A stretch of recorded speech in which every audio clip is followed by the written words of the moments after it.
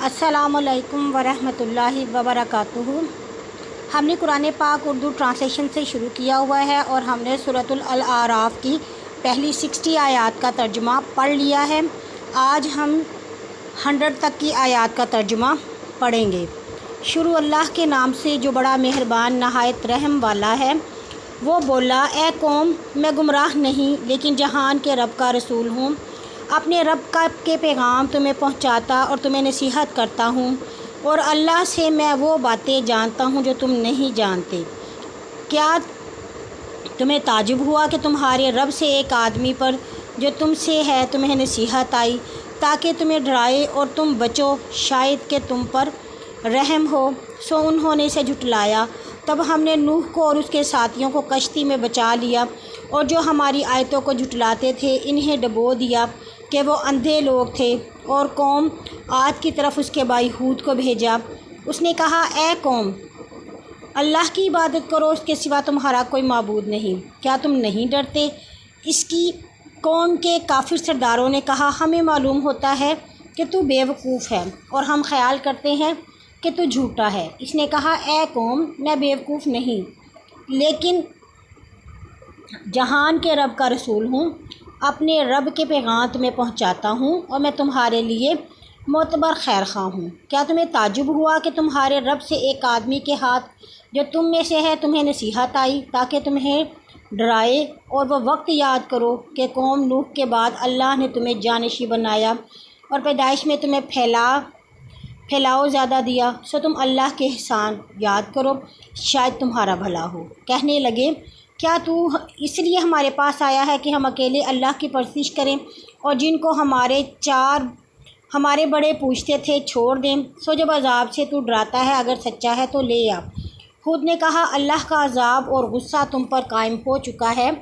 क्या तुम मुझसे चंद नामों में झगड़ते हो और जो तुम्हारे बड़ों ने रख लिए हैं, अल्लाह ने उनकी निस्बत कोई दलील नाजिल नहीं की। सो तुम अजाब के मुंतज़िर रहो, मैं भी तुम्हारे साथ मुंतज़िर हूँ।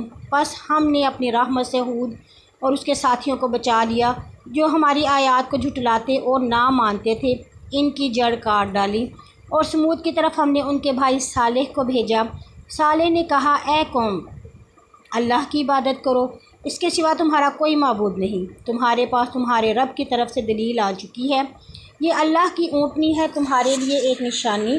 सो उसे छोड़ दो, अल्लाह की ज़मीन में चरती रहे और उसे बुराई से हाथ ना लगाना, वरना दुख का अजाब तुम्हें पकड़ेगा। और वो वक्त याद करो कि उसने कौमे आद के बाद तुम्हें जानशी बनाया और ज़मीन में ठिकाना दिया कि नरम ज़मीन में महल बनाते और पहाड़ में घर तराशते हो। सो अल्लाह के एहसान को याद करो और ज़मीन में फ़साद मचाते ना फिरो। इसकी कौम के मुतकब्बिर सरदारों ने गरीबों से जो ईमान लाए थे कहा, क्या तुम जानते हो साले अपने रब का रसूल है? वो बोले कि जो कुछ वो अल्लाह से लाया है हम जानते हैं। इन मुतकब्बरों ने कहा, जिस पर तुम ईमान लाए हो हम इसके मुनकर हैं। बस उन्होंने ऊँटनी की कूँचें काट डाली और वह अपने रब के हुक्म से फिर गए और कहा, ए साले, अगर तू रसूलों में से है तो हम पर वो अजाब ले आ जिसका तू वादा देता है। फिर इन पर जलजला आया, सो वह सुबह को अपने घरों में औंधे पड़े रह गए। फिर साले ने उनसे मुंह फेर लिया और कहा, ए कौम, मैंने अपने रब का पैगाम तुम्हें पहुंचाया और नसीहत की, लेकिन तुम भला चाहने वालों को पसंद नहीं करते। और हमने लूत को भेजा। जब इसने अपनी कौम से कहा, क्या तुम ऐसी बेहयाई करते हो कि तुमसे पहले जहान में किसी ने ना की? तुम औरतों के सिवा मर्दों पर शहवत से दौड़ते हो, बल्कि तुम हद से बड़ी हुई कौम हो। और इसकी कौम का यही जवाब था कि इन लोगों को अपने शहर से निकाल दो, ये लोग सुथराई चाहते हैं।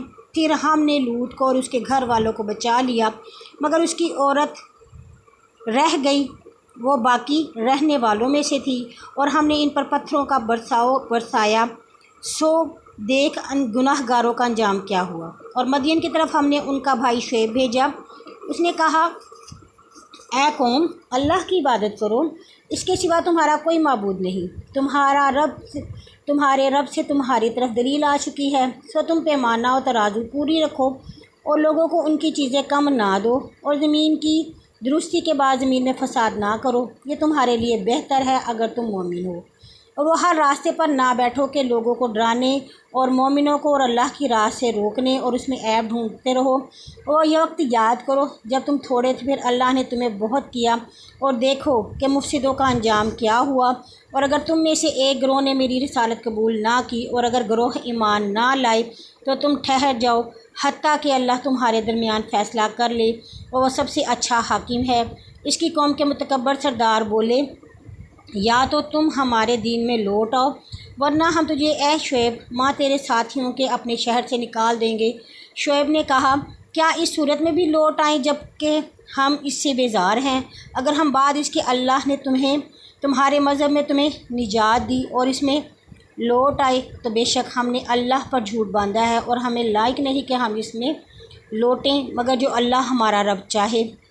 علم کے لحاظ سے ہمارا رب ہر شے پر حاوی ہے اور ہم نے اللہ پر توکل کیا، اور اے ہمارے رب ہم نے اور ہماری قوم میں تو حق کے ساتھ فیصلہ کر دے اور تو بہتر منصف ہے۔